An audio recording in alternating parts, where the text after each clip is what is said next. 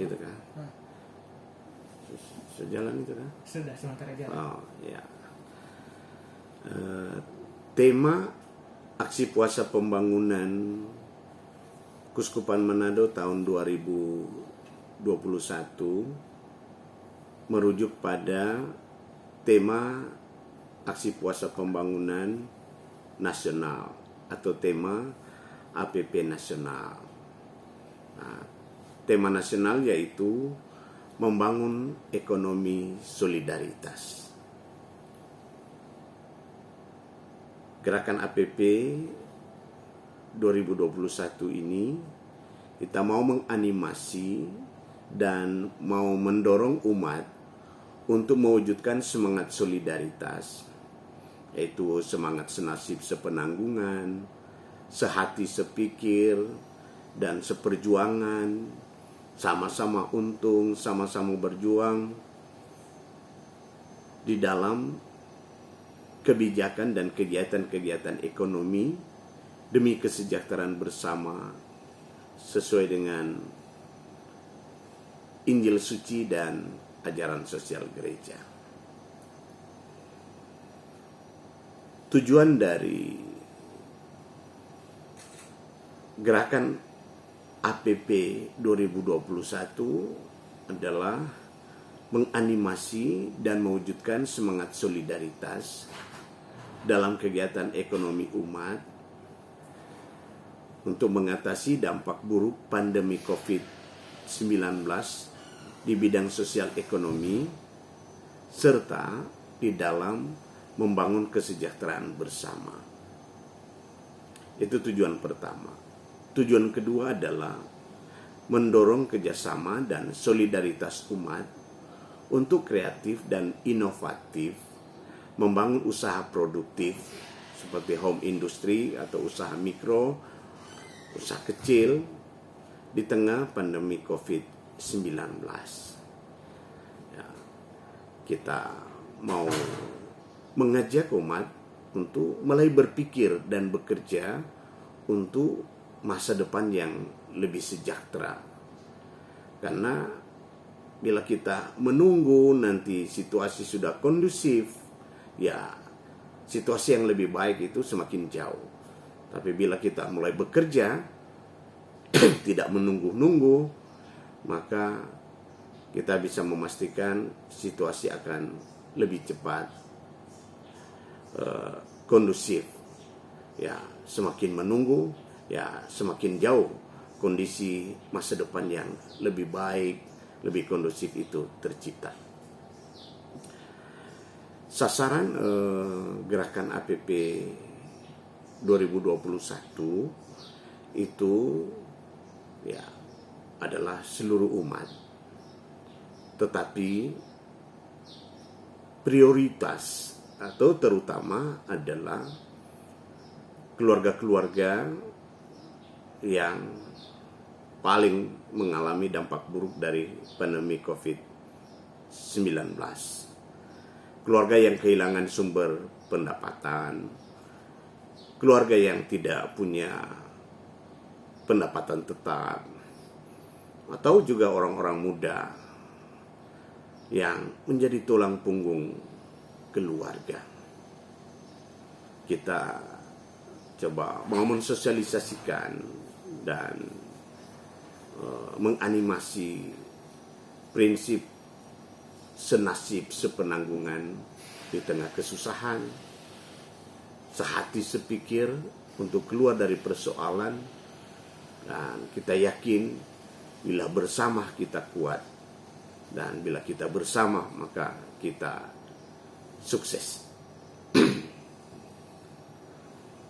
Gerakan APP 2021 dengan tema membangun ekonomi solidaritas itu minimal dilatar belakangi oleh dua hal. Pertama, latar belakangnya adalah dampak dari pembatasan sosial dalam rangka pemutusan penyebaran virus COVID-19. Di mana berkurangnya kuantitas perjumpaan bisa menjadi lahan subur untuk mental egoisme, individualisme, dan malas. Ya, kita mengalami pembatasan sosial telah mengakibatkan resesi ekonomi.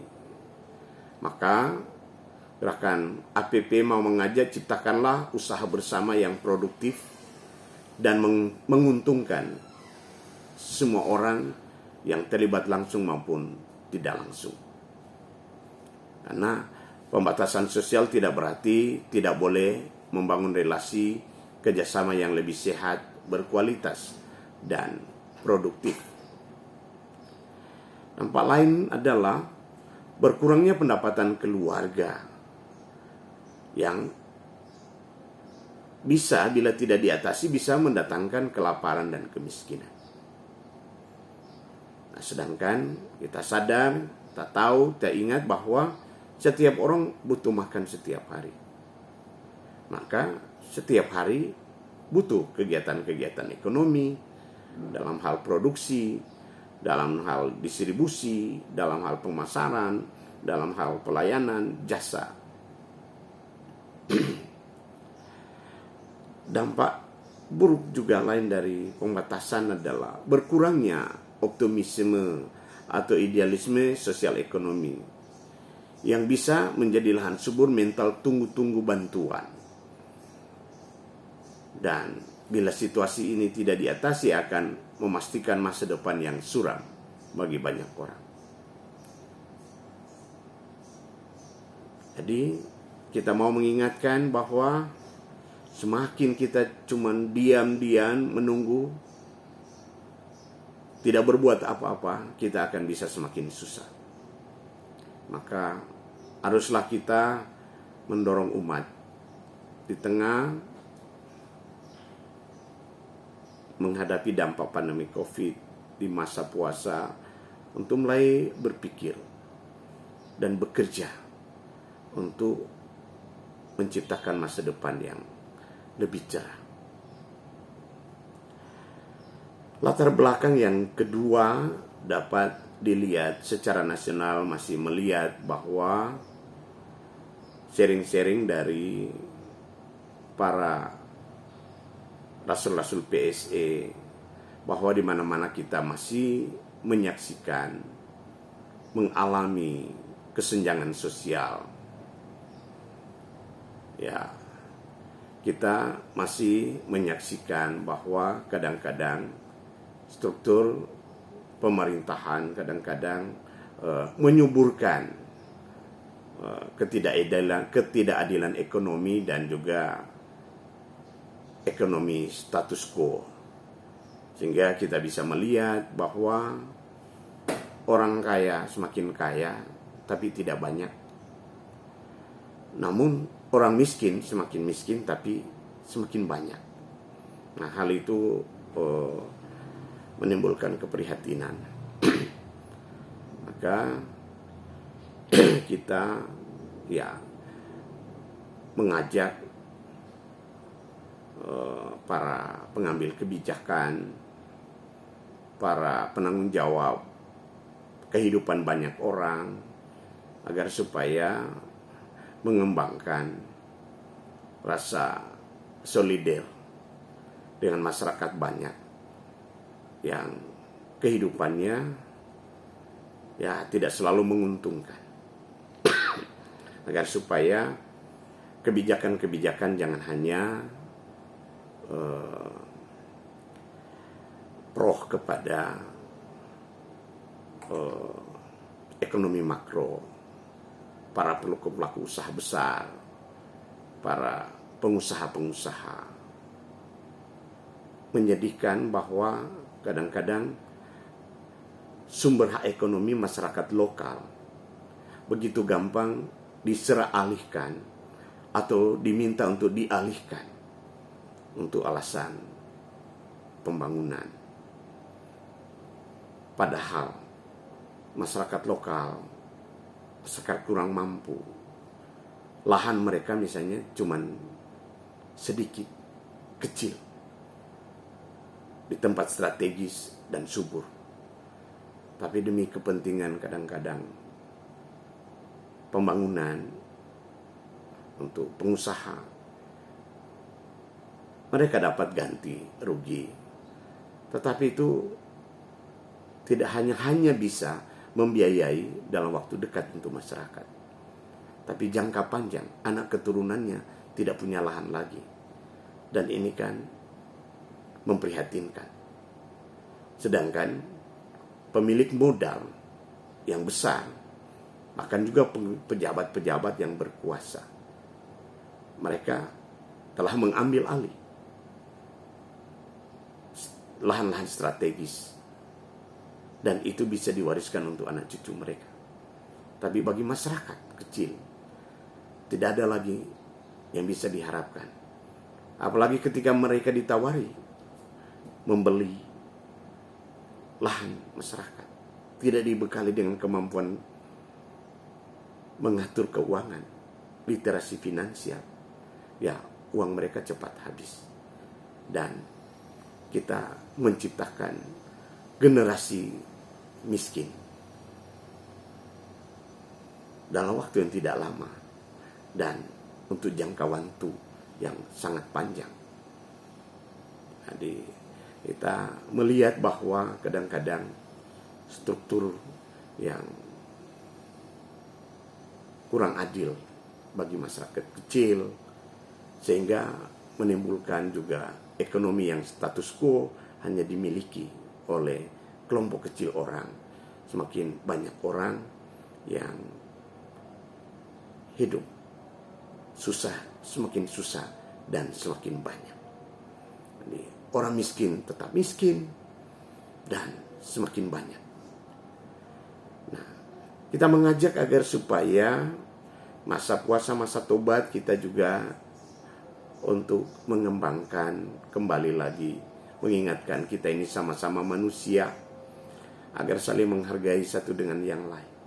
Karena kita melihat satu persoalan juga kesenjangan sosial, karena kita kurang menghargai pribadi-pribadi orang, pribadi-pribadi manusia, dan juga kurangnya rasa tanggung jawab sosial dan kepedulian sosial untuk menciptakan kebaikan bersama atau kesejahteraan bersama. Nah, itu berapa hal-hal yang menjadi latar belakang munculnya tema Gerakan APP 2021 ini.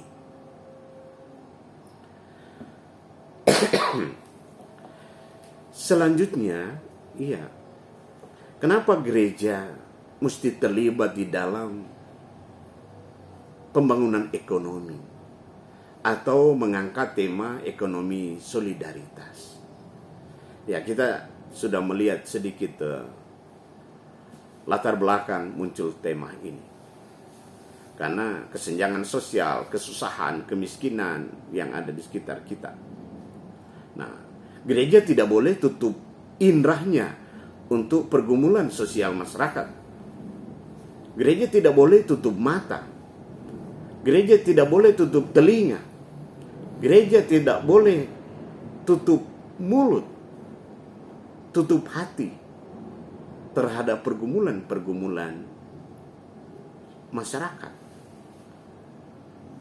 Karena umat adalah bagian masyarakat yang bergumul setiap hari. Jadi gereja harus sungguh-sungguh hadir di tengah-tengah masyarakat, di tengah-tengah pergumulan sosial ekonomi, misalnya masyarakat. Gereja harus hadir dan berperan yang relevan dengan pergumulan masyarakat saat ini. Nah, pergumulan masyarakat saat ini seperti diungkapkan tadi. Maka di tengah dampak buruk pandemi COVID-19 di bidang sosial ekonomi, gereja harus berani menyuarakan keluhan dan rintihan orang-orang yang merasa haknya dirampas, merasa ditindas, dirugikan, ya dialihkan sumber-sumber hak ekonominya. Gereja harus menginspirasi para pengambil kebijakan dan juga para pelaku usaha agar berlaku adil dan tidak merugikan kaum kecil dan masa depannya. Dan di tengah situasi seperti ini, masyarakat banyak harus juga diajak untuk menciptakan masa depannya yang lebih baik. Tak perlu mendorong kelompok-kelompok usaha dan juga kaum kecil lemah untuk bekerja sama memperbaiki kondisi kehidupan sosial ekonominya. Ya, gereja menyadari panggilan dan juga perutusannya.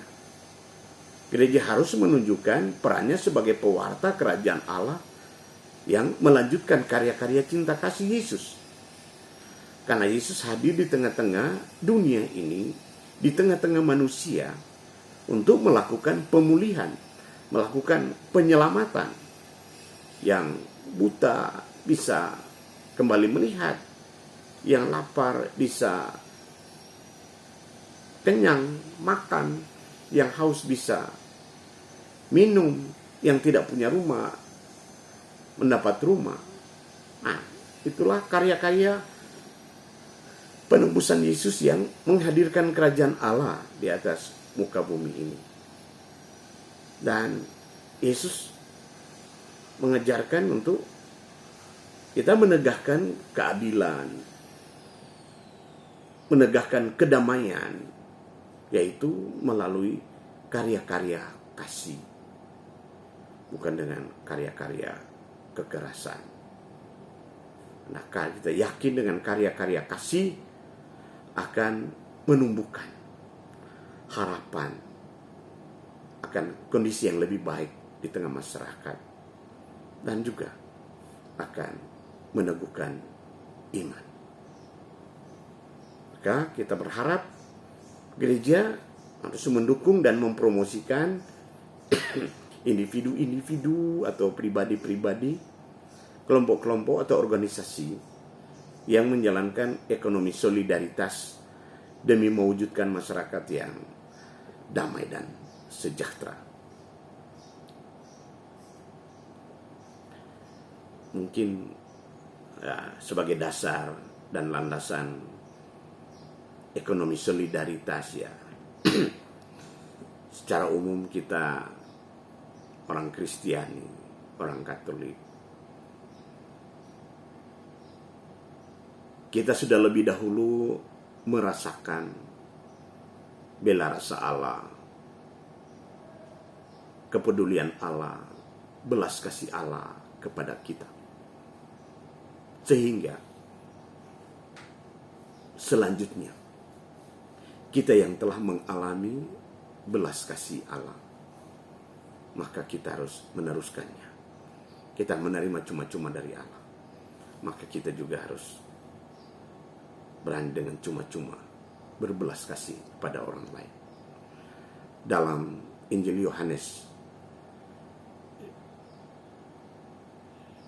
ditulis, karena begitu besar kasih Allah akan dunia ini, sehingga ia telah mengaruniakan anaknya yang tunggal, supaya setiap orang yang percaya kepadanya tidak binasa, melainkan beroleh hidup yang kekal.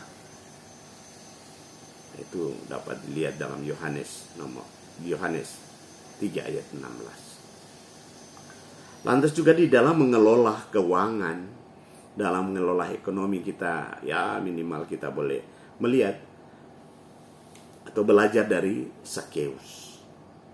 Sakeus setelah dia mengenal dengan Yesus, dia bertobat dan bernubuat. Ia melakukan pertobatan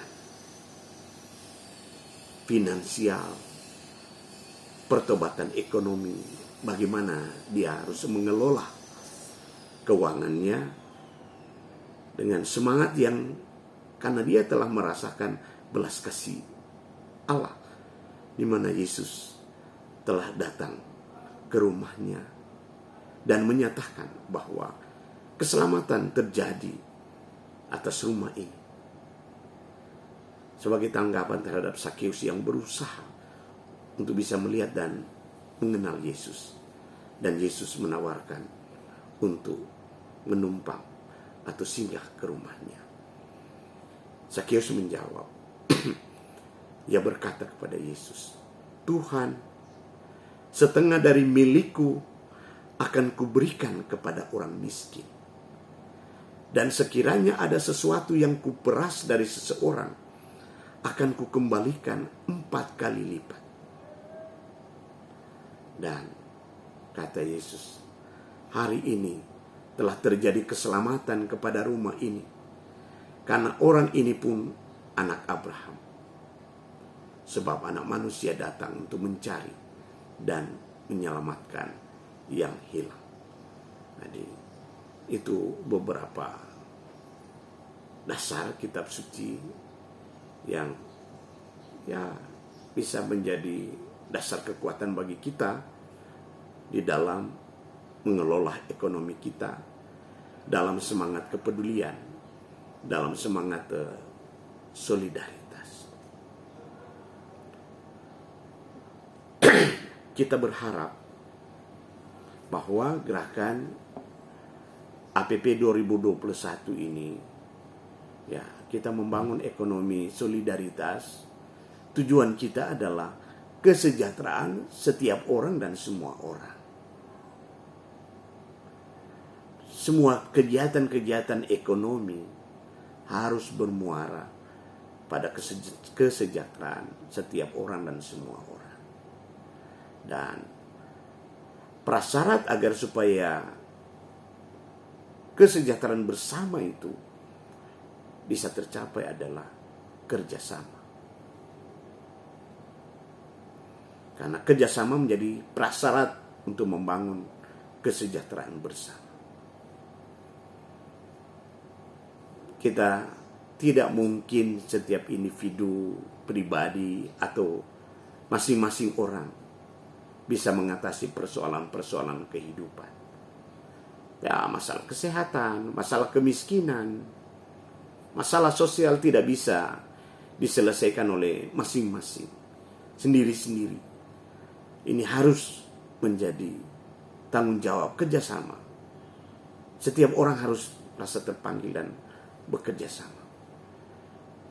Di mana apalagi di tengah-tengah kesusahan, bahwa setiap orang harus bisa saling meringankan beban kesusahan.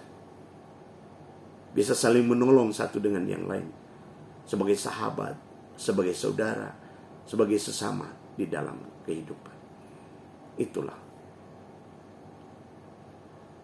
perwujudan dari kita adalah makhluk sosial. Perwujudan dari kerjasama adalah orang yang susah tidak merasa susah sendiri. Orang yang kaya juga tidak merasa kaya sendiri, karena mau berbagi dengan orang yang susah. Nah, minimal di tengah pandemi COVID yang berdampak pada hampir semua sendi kehidupan, maka di tengah pergumulan ini perlu kita saling terbuka, saling solider, bekerja sama untuk mengatasi dampak-dampak negatif yang membuat kehidupan semakin sulit dan semakin susah. Gereja Katolik dalam ajaran sosial gerejanya, inti ajarannya adalah solidaritas. Itu karena kita sendiri dalam keadaan kita berdosa, dalam keadaan kita tidak berdaya, Allah peduli dengan kita. Allah solider dengan kita. Allah melayani kita. Allah mengampuni kita. Bahkan Allah di dalam Yesus berkorban sampai mau wafat demi keselamatan kita.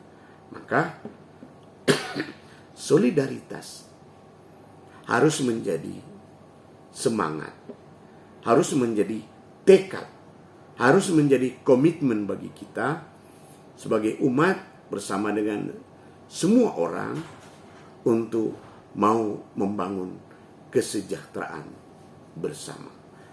Oleh karena itu semboyan dari gerakan APP kita tahun ini adalah semakin beriman, semakin solider. Nah, kita akan memasuki masa prapaskah, bagi kita adalah masa tobat. Mesti ada sesuatu yang harus kita bertobat. Kita harus menata kehidupan kita, menata hati kita, menata pikiran kita, dan juga tindakan kita. Maka apa yang harus misalnya kita tinggalkan, sikap mental apa yang harus kita tinggalkan, dan mental mana yang harus kita kembangkan.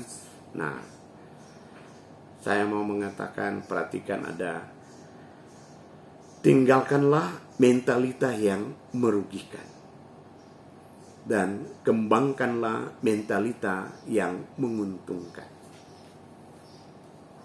Ada 7 larangan dan 7 peringatan yang harus kita perhatikan dalam mengisi masa puasa, masa tobat, masa prapaskah 2021 ini. Pertama adalah jangan lupa bersyukur. Kita harus ingat bahwa Tuhan masih memberi kesempatan untuk hidup kepada kita. Walaupun keadaan hidup kita sulit, susah, karena banyak pembatasan, karena kita harus menghentikan penebaran virus corona. Kita harus bersyukur bahwa kita masih hidup, walaupun di masa sulit karena corona ini, daripada kita sudah mati karena corona. Kita tidak bisa lagi menikmati kehidupan ini, dan kita tidak bisa berbuat apa-apa lagi.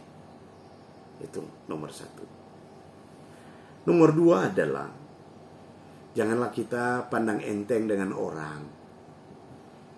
Jangan hina orang, jangan rugikan orang, apalagi sampai bunuh orang. Ingat, kita sama-sama manusia ciptaan Tuhan. Sama-sama punya hati, sama-sama punya pikiran, sama-sama punya tubuh, sama-sama punya kebutuhan untuk hidup dalam keadaan damai, dalam keadaan yang selamat. Maka mari kita, orang Manado bilang, mari baku-baku bae dengan orang lain, supaya hidup ini enak, hidup ini ringan untuk dijalani. Mari kita hidup baik dengan orang lain, sehingga ya orang lain itu kita rasa seperti saudara. Atau orang lain, orang asing pun terasa seperti saudara atau sahabat dalam keseharian hidup kita. Ketiga, jangan kita suka senang sendiri dan suka mau menang sendiri. Ingat, orang sukses selalu bersama dengan orang lain. Situasi sulit pandemi COVID seperti ini tidak mungkin diatasi sendiri-sendiri, apalagi kalau kita dianjurkan untuk isolasi mandiri. Kita butuh orang lain yang mau menolong kita, yang mau melayani kita. Jadi, mari kita bekerja sama. Mari kita bersolider. Dan di tengah resesi ekonomi, mari kita kreatif, inovatif, membangun usaha produktif, supaya kita bukan cuma menunggu bantuan datang, tetapi kita justru aktif, mau mengubah, mau menciptakan masa depan yang lebih baik itu. Bahkan ke depannya kita bisa berbagi dan menolong orang lain. Keempat, janganlah kita egois dan kepala batu, keras kepala. Ingat, agar supaya kita bisa membangun kesejahteraan bersama, kita harus bekerja sama. Kita harus solidar satu dengan yang lain.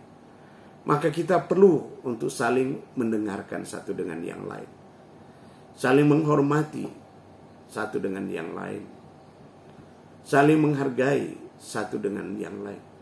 Apalagi di dalam keluarga sendiri, dalam lingkungan sendiri, dalam organisasi, dan juga di dalam kehidupan bermasyarakat.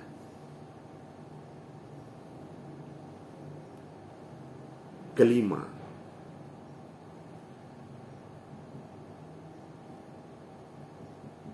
jangan lupa orang lain yang kehidupannya lebih susah dari kita. Oleh karena itu, kita mesti jujur dengan diri sendiri bahwa bantuan-bantuan sosial yang ada, bantuan-bantuan kebencanaan yang ada, itu diperuntukkan bagi orang yang hidupnya paling susah.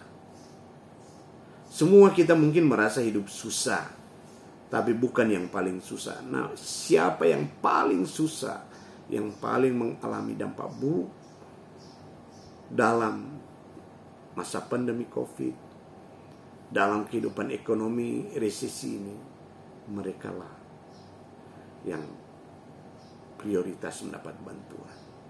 Maka kalau kita masih bisa berbagi, jangan lupa dengan orang yang hidupnya lebih susah dari kita. Jadi bantuan itu bukan membantu ya yang kuat supaya lebih kuat, yang kaya menjadi lebih kaya, tapi bantuan kemanusiaan di tengah kebencanaan seperti kita alami saat ini adalah untuk mereka yang paling susah terdampak dari bencana yang ada. Keenam, kita mesti sadar bahwa jangan bangga dengan istilah biar resesi, yang penting resepsi.